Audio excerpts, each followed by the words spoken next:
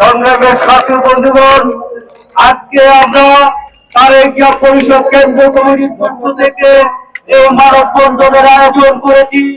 উদ্দেশ্য একটাই, সেটা হলো ডক্টর ইউনূস সাহেবকে উদ্দেশ্য করে আমি কিছু বলবো, এর জন্য আজকের এই মানববন্ধন। সংগ্রামের ছাত্র বন্ধুগণ, আমি ডক্টর ইউনূস সাহেবকে বলতে চাই, আপনার প্রতি এই দেশের মানুষের শ্রদ্ধা, ভালোবাসা, সম্মান সবকিছুই আছে, সবকিছুই অটুট থাকবে। আপনি শুধু একটি দ্রুত নির্বাচন দেন, একটা নির্বাচিত সরকারের ব্যবস্থা করুন। নির্বাচিত সরকার ছাড়া কোন স্থায়ী সরকার করা সম্ভব না। ছাত্র বন্ধুগণ, আমি ইউনূস সাহেবকে উদ্দেশ্য করে বলতে চাই, সংস্কার একটি চলমান প্রক্রিয়া। সংস্কার চলছে, সংস্কার চলবে, সংস্কার চলতেই থাকবে।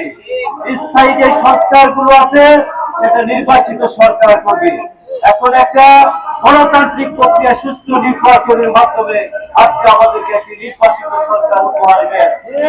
আপনার প্রতি আমাদের আবেদন, আপনি অতি দ্রুত একটি নির্বাচনের ব্যবস্থা করুন। সংগ্রামের ছাত্র বন্ধুগণ, আজকে তারেকিয়া পরিষদের এই মানববন্ধনে বিভিন্ন জেলা থেকে যারা উপস্থিত হয়েছে, যে সমস্ত নেতৃবৃন্দ উপস্থিত হয়েছে, তাদের সবাইকে আমি ধন্যবাদ জানাচ্ছি।